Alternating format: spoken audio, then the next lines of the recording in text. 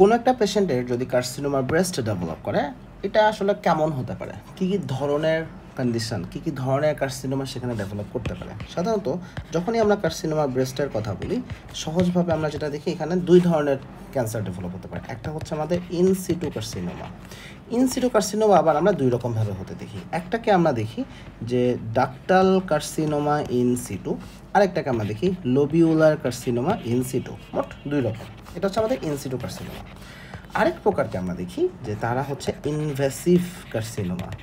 Invasive carcinoma আর in situ কার্সিনোমার মধ্যে তফাৎ কি? মনে করো এটা হচ্ছে আমাদের, মনে করো এটা হচ্ছে বেসলাইন, এটা হচ্ছে আমাদের ডাক্ট এপিথেলিয়াম, মনে করো এটা একটা ডাক্ট স্ট্রাকচার এরকম করে গেছে, ঠিক আছে?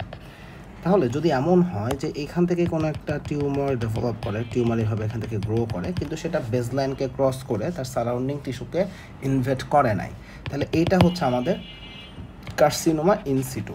আর ইনভেসিভ কার্সিনোমাটো যে এখান থেকে একটা টিউমার ডেভেলপ করছে, দ্যাট ইজ ট্রু, কিন্তু টিউমারটা তার সারাউন্ডিং টিস্যুকেও ইভেট করে ফেলছে, সেখানেও ইনভেশন হয়ে গেছে।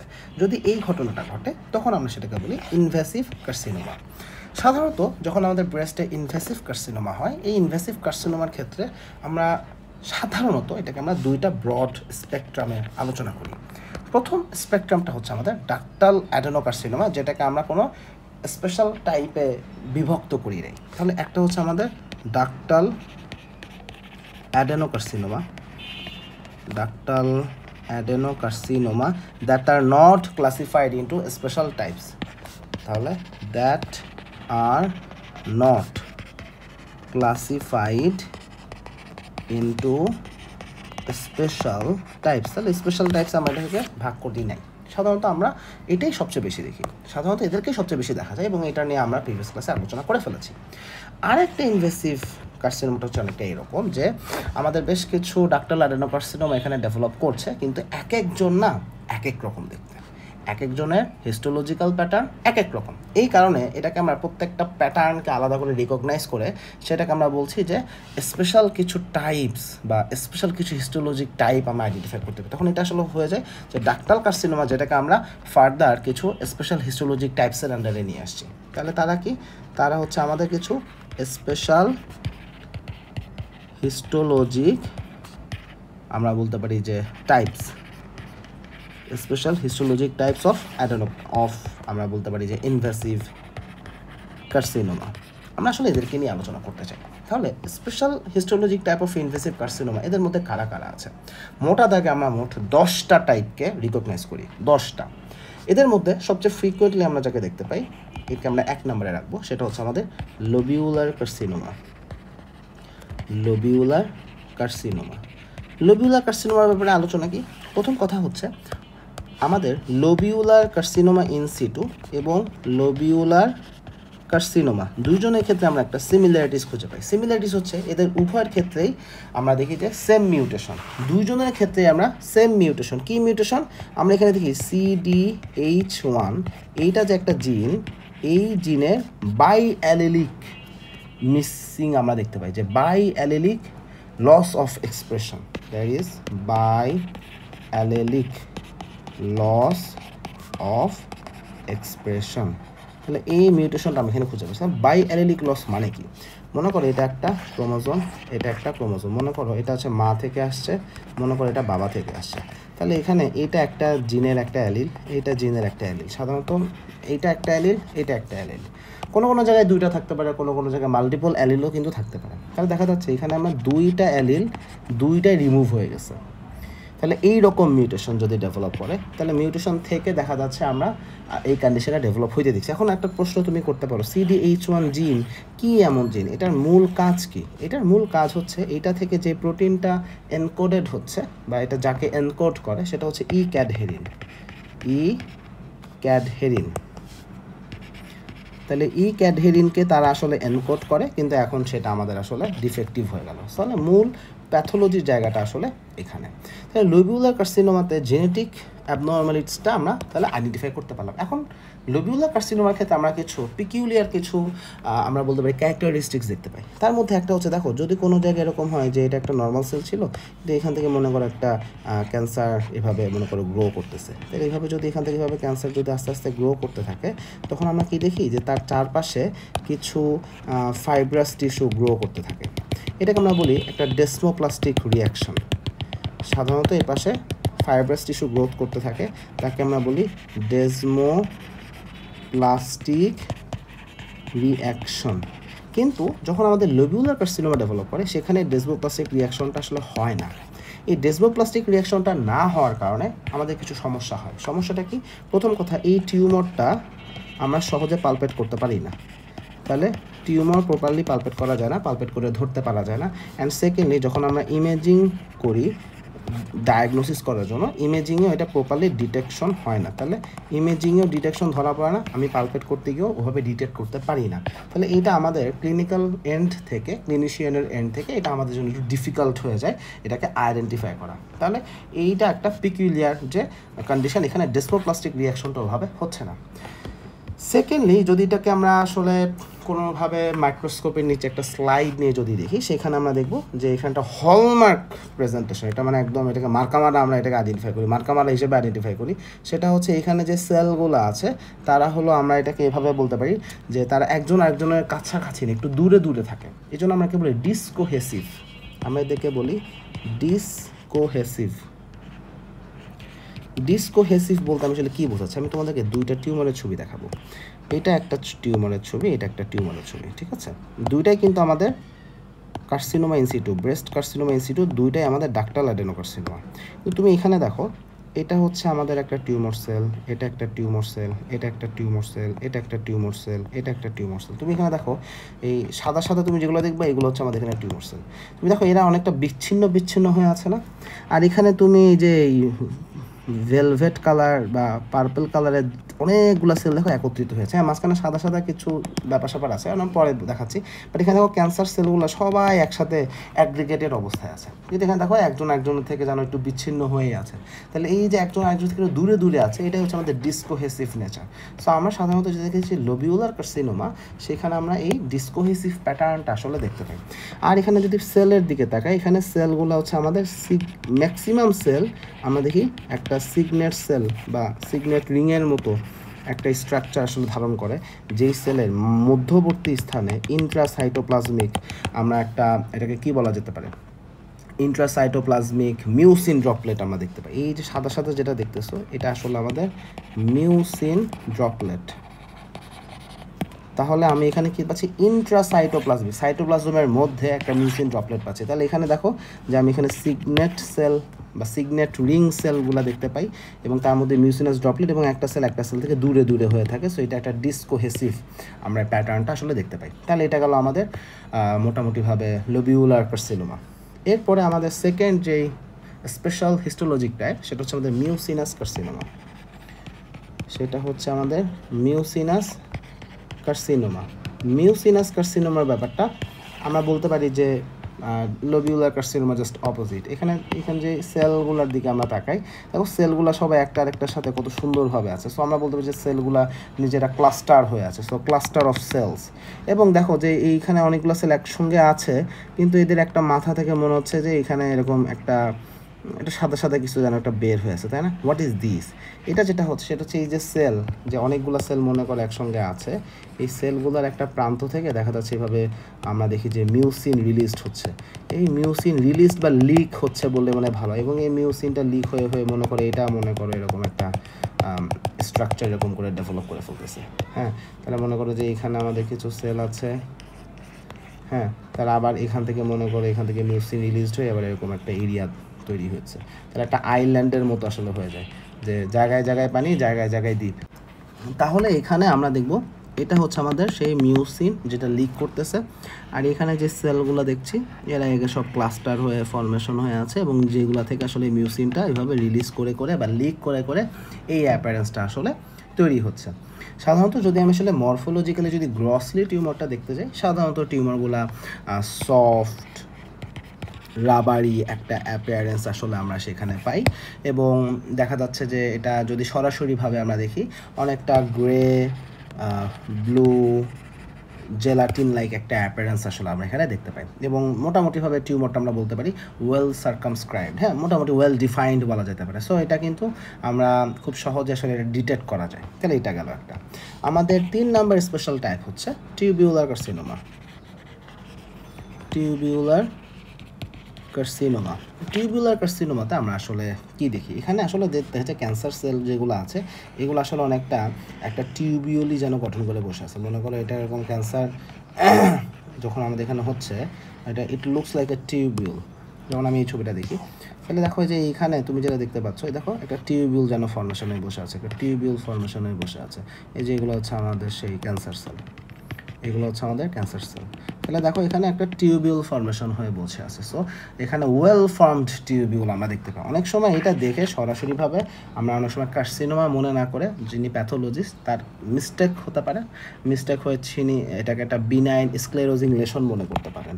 এটাকে একটা বিনাইন স্ক্লেরোজিং লেশন হিসেবে একটা মিস্টেক আসলে হতে পারে, বাট এটা আসলে একটা টিউবিউলার কার্সিনোমা। তাহলে এটা আমাদের মাথায় রাখতে হবে। কিছু কিছু ক্ষেত্রে টিউবিউল ছাড়া একটু ডিফারেন্ট প্যাটার্ন আসতে পারে। যেমন তুমি দেখো এটাকে সরাসরিভাবে টিউবিউলার প্যাটার্ন বলবা, এটা একটু প্যাটার্নটা একটু ডিফারেন্ট হয়ে গেল।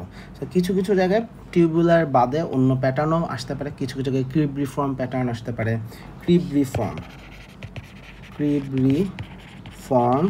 প্যাটার্ন আমরা কিছু জায়গায় পেতে পারি। এর পাশাপাশি আরও কিছু মরফোলজিক্যাল ফিচার্স আসলে অনেক সময় টের পাওয়া যায়, যেমন অ্যাপোক্রাইন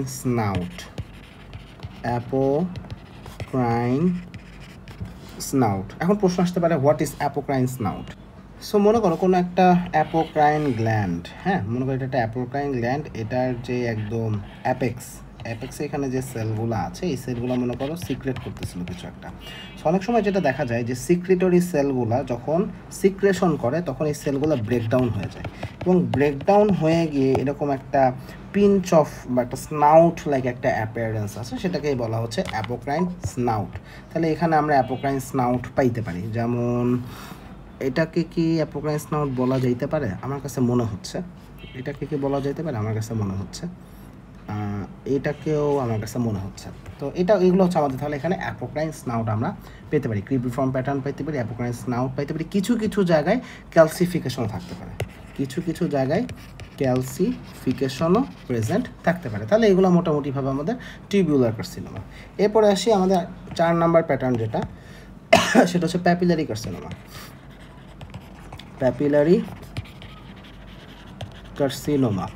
এখন প্যাপিলারি কার্সিনোমা নাম থেকেই বোঝা যায় যে এখানে একটা ট্রু প্যাপিলা ফর্মেশন হচ্ছে, টিউমার সেলগুলো একটা প্যাপিলা ফর্মেশন করছে। আমরা জাস্ট ছবি দেখি আর নাম দেখি তাহলেই আমাদের জন্য আই থিঙ্ক সেটা যথেষ্ট হবে। তাহলে আমরা এখান থেকে ইনভ্যাসিভ প্যাপিলারি কার্সিনোমা, আচ্ছা আমার জাস্ট ইন্টারনেটটা চলে গেছে, সো আমি এখানে দেখাতে পারছি না। সো প্যাপিলারি কার্সিনোমা মনে রাখি যে এখানে প্যাপিলারি অ্যাপিয়ারেন্স, মনে করো একটা প্যাপিলা ফর্মেশন যেরকম হয় ঠিক এরকম হয়তো একটা প্যাপিলারি ফর্মেশন এরকম হবে। সো এরকম একটা অ্যাপিয়ারেন্স আসলে সেখানে আসবে ডেফিনেটলি। তাহলে মোটামুটিভাবে এগুলোকে আমরা আসলে ফ্রিকোয়েন্টলি দেখতে পাই। এর পাশাপাশি অন্য যেই হিস্টোলজিক টাইপসগুলো আমি বলবো এগুলো আমরা একটু কমই দেখতে পাই, বাট স্টিল পাওয়া যায়। যেমন একটাকে আমরা বলছি অ্যাপোক্রাইন, একটা হচ্ছে আমাদের অ্যাপোক্রাইন কার্সিনোমা। এখানে দেখা যাচ্ছে সোয়েট গ্ল্যান্ড, যেরকম সোয়েট গ্ল্যান্ড অনেকটা সেই সোয়েট গ্ল্যান্ডের মতো সেলগুলো দেখা যায়, অনেকটা মানে সিমিলারিটিস থাকে। তারপরে আমাদের রয়েছে micro papillary carcinoma. Micro papillary carcinoma. So এখন প্যাপিলারি কার্সিনোমার মাইক্রো প্যাপিলারি কার্সিনোমার মধ্যে বেসিক পার্থক্যের জায়গাটা কী হবে? প্রথম কথা হচ্ছে মাইক্রো প্যাপিলারি কার্সিনোমা এটা একটা মিসনোমার, নামটা আসলে ভুল। হ্যাঁ এটা সুতরাং ওই আমাদের কম্প্যারিজনটা আসবে না, নামটাই আসলে মিসনোমার, এটা একটা ভুল নাম হয়ে গিয়েছে। হ্যাঁ সাধারণত দেখা যাচ্ছে যে এখানে আমরা কিছু সেল দেখতে পাই যারা ইন্ট্রাসেলুলার ফ্লুইডের উপর ভাসতে থাকে, জাস্ট আমরা এইটুকু জেনে রাখি। তারপরে আমাদের আছে carcinoma with medullary pattern. Carcinoma with medullary pattern, carcinoma with medullary প্যাটার্নের ক্ষেত্রে আমরা যেটা দেখি, প্রথম কথা হচ্ছে অন্যান্য যতগুলো আমাদের কার্সিনোমা আছে তার সাথে কম্পেয়ার করলে এই কার্সিনোমাটাস লেশনগুলো একটু সফট, বা সংক্ষেপে আমরা সফটার বলতে পারি। যে সাধারণত কার্সিনোমাটাস লেশনগুলো একটু ফার্ম থেকে হার্ড হয়ে থাকে, বাট এটার আমরা আসলে কনসিস্টেন্সিটা একটু সফট সাধারণত পেয়ে দেখি। কেন এই সফটনেসের হওয়ার একটা বড় কারণ হচ্ছে এখানে ডেসমোপ্লাসিয়া কম, বা ডেসমোপ্লাস্টিক রিয়াকশনটা কম হচ্ছে। তাহলে এখানে কেন সফটনেস? বিকজ মিনিমাল ডেসমোপ্লাসিয়া,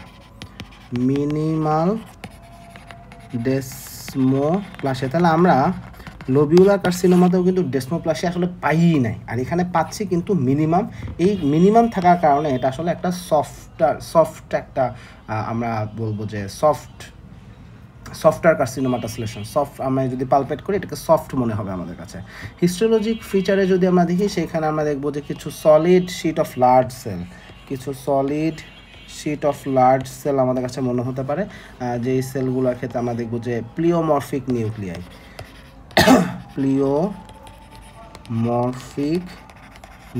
মানে নিউক্লিয়াসগুলো এক এক জায়গায় এক এক রকম আমরা আসলে দেখতে পারবো। এটা আমাদের জন্য সবচেয়ে ইম্পর্টেন্ট। সবচেয়ে বড় সেলগুলো সাইজে একটু বড়, large cell.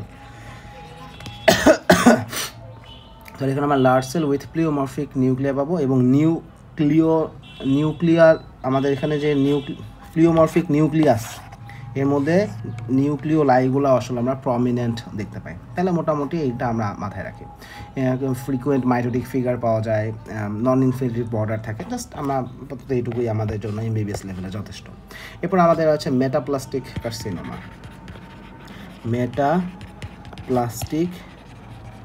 Carcinoma. So metaplastic কার্সিনোমাতে আমরা সাধারণত দেখা যাচ্ছে যে এর মধ্যে কয়েক রকম কন্ডিশন আমরা দেখতে পাই। যেমন একটা হচ্ছে আমাদের স্পিন্ডল সেল কার্সিনোমা, এর মধ্যে একটা হচ্ছে আমাদের ম্যাট্রিক্স প্রডিউসিং কার্সিনোমা। তাহলে এর মধ্যে আমরা আবার কিছু সাব ডিভিশন আসলে দেখতে পাই। এদের ক্ষেত্রে দেখা যাচ্ছে যে জিন এক্সপ্রেশন প্রোফাইলটা অনেকটা মায়োএপিথেলিয়াল সেলের মতো মনে হয়। তাহলে এই চেঞ্জেসটা আমরা দেখতে পাই। আচ্ছা, আরেকটা আমাদের স্পেশাল টাইপ হচ্ছে সিক্রেটরি কার্সিনোমা। এখন তোমার মাথায় প্রশ্ন আসতে পারে, সিক্রেটরি কার্সিনোমাটা কি সিক্রেট করতেছে? ব্যাপারটা হচ্ছে একটা ল্যাকটেটিং ব্রেস্ট যেরকম, সিক্রেটরি কার্সিনোমাতেও আমরা আসলে অনেকটা ল্যাকটেটিং ব্রেস্টের মতো মিমিক্রি দেখতে পাই। সো এখানে আমরা সিক্রেটরি কেন বলছি?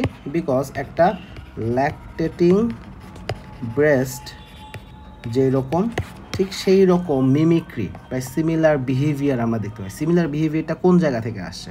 সেটা হচ্ছে এইখানে আমরা দেখি যে ডায়ালেটেড কিছু স্পেস ফর্মেশন হয়, যার মধ্যে প্রচুর পরিমাণে ইউসিনোফিলিক ম্যাটেরিয়াল মানে আমি যখন ডাই দিচ্ছি সেটা ইউসিন কালারটা গ্রহণ করছে, যার সময় বলছি ইউসিনোফিলিক ম্যাটেরিয়াল, সেটাকে সে গ্রহণ করে। তাহলে dilated space with eosinophilic material. আমি একটু ছবি দেখার চেষ্টা করি। আচ্ছা, আমার তো ইন্টারনেটের প্রবলেম। আচ্ছা, আমরা জাস্ট এইটুকু জেনে দেখলাম আমাদের জন্য এমবিবিএস যথেষ্ট। ফাইনালি যেটা আসলে একটু ইম্পর্টেন্স থাকে সেটা হচ্ছে আমাদের inflammatory carcinoma.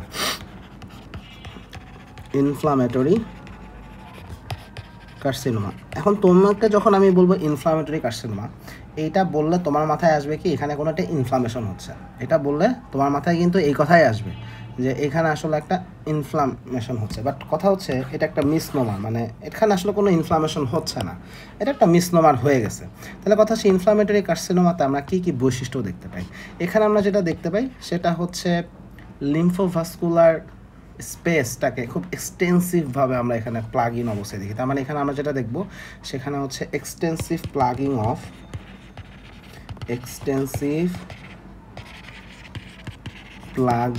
Of lymphovascular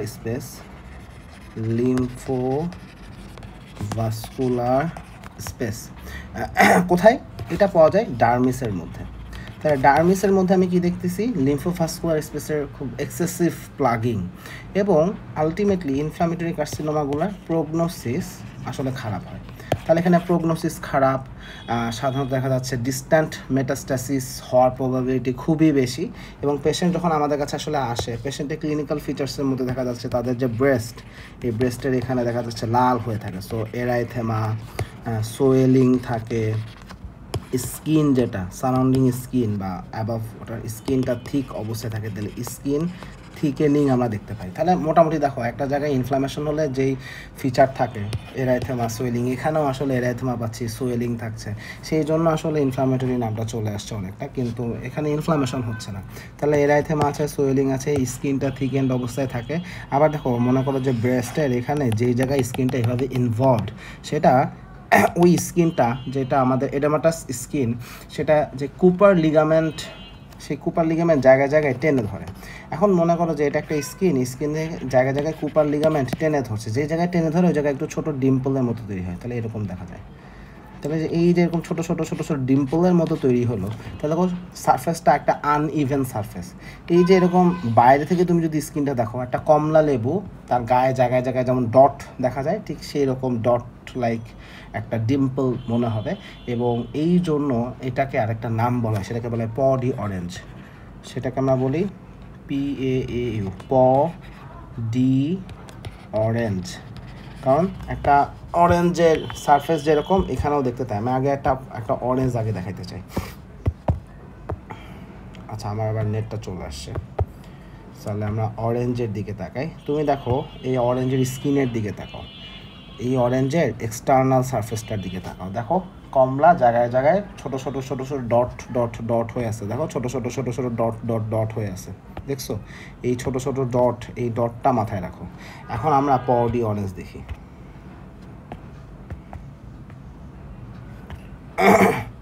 so এইখানে তুমি দেখো যে দেখো এটা একটা ব্রেস্ট, বাইরে থেকে তুমি দেখো কমলা লেবুর বাইরের অ্যাপিয়ারেন্স যেরকম প্রায় কাছাকাছি। যে কেন এরকম হচ্ছে, বিকজ জায়গায় জায়গায় লিগামেন্ট অফ কুপার যে টান দেয়, সে টান দেয় কোনো একটা ছোটো ডিম্পলের মতো, ছোটো ছোটো ছোটো ছোটো ডিম্পলের মতো আসলে। সো আমরা বলি স্কিন টেথারিং আসলে হয়, দ্যাটস ওয়াই এই ঘটনাটা করছে। তো এটা পডি অরেঞ্জ, এটা আমার মনে হয় এইটা খুব ভালো ব্যাপার। This is exact podi orange. তুমি এখানে দেখো আমরা কমলা লেবু যেটা দেখছিলাম, কমলা লেবুর মতো একদম similar pattern. So this is podi orange. তাহলে এইখানে তুমি দেখো স্কিনটা এখানে থিকেন্ড, এই দেখো জায়গায় জায়গায় লাল হয়ে আছে। সো এডেমাটাস, এরাইথেমা, এই কন্ডিশনটা আমরা আসলে দেখতে পাই। সো এই হচ্ছে তাহলে। আচ্ছা, এইখানে পডি অরেঞ্জ, এখানেও এই দেখো স্কিনের এখানে অ্যারিওলার পাশে এখানেও পডি অরেঞ্জ আছে। সো আচ্ছা, এটা আরও সুন্দর, এক্স্যাক্ট দেখো পডি অরেঞ্জ, একদম টিপিক্যাল, একদম টিপিক্যাল। দেখো কমলা লেবুর খোসার যেরকম ঠিক একই রকম স্কিন টেথারিংটা আমরা এখানে ডিপ পিন পয়েন্ট ডিম্পলিং এর মতো ডট ডট ডট ডট এরকম ডিম্পলিং আসলে হয়।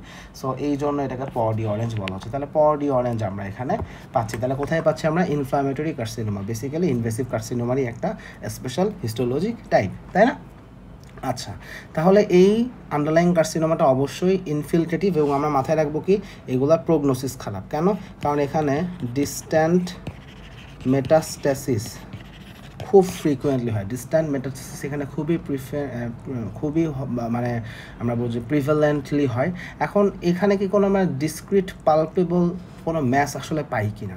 এটার উত্তর হচ্ছে টিপিক্যালি একটা পালপেবল ম্যাস যেরকম আমরা এক্সপেক্ট করতেছি, যেমন মনে করো যে একটা ইনভেসিভ কার্সিনোমা হলে একটা ব্রেস্ট লাম্প থাকবে, সেই রকম পালপেবল ম্যাস সবসময় ওইভাবে আসলে পাওয়া যায় না, এবং অনেক ক্ষেত্রে এই জন্য এটাকে অনেক সময় ইনফেকশন ভেবেও অনেকে ভুল করে থাকে। বাট এখানে ওই রকম ম্যাস পাওয়া যাচ্ছে না, দেখে ইনফেকশন বন্ধ করার কারণ নাই, এটা আসলে কার্সিনোমাটাসলেশন। এবং এই কারণে, এই ডায়ালেমার কারণে অনেক সময় ডায়াগনোসিস হইতে দেরি হয়। ডায়াগনোসিস হইতে দেরি হওয়ার অর্থ ততদিনে মেটাস্ট্যাসিস হয়ে রোগী খারাপ হয়ে যায়। এইগুলো খুব দ্রুত মেটাস্ট্যাসিস হয়। যত আর্লি স্টেজে ডায়াগনোসিস হয় পেশেন্টের জন্য তত ভালো, যত লেট ডায়াগনোসিস তত খারাপ। তাহলে মোটামুটিভাবে এই হচ্ছে আমাদের ইনভেসিভ কার্সিনোমার আলোচনা এখানেই শেষ বলতে আমাদের মরফোলজিক্যাল আলোচনা শেষ। নেক্সট ক্লাসে ইনশাল্লাহ প্রগনোস্টিক অ্যান্ড প্রেডিক্টিভ ফ্যাক্টরগুলো আলোচনা করা হবে। সবাইকে অসংখ্য ধন্যবাদ।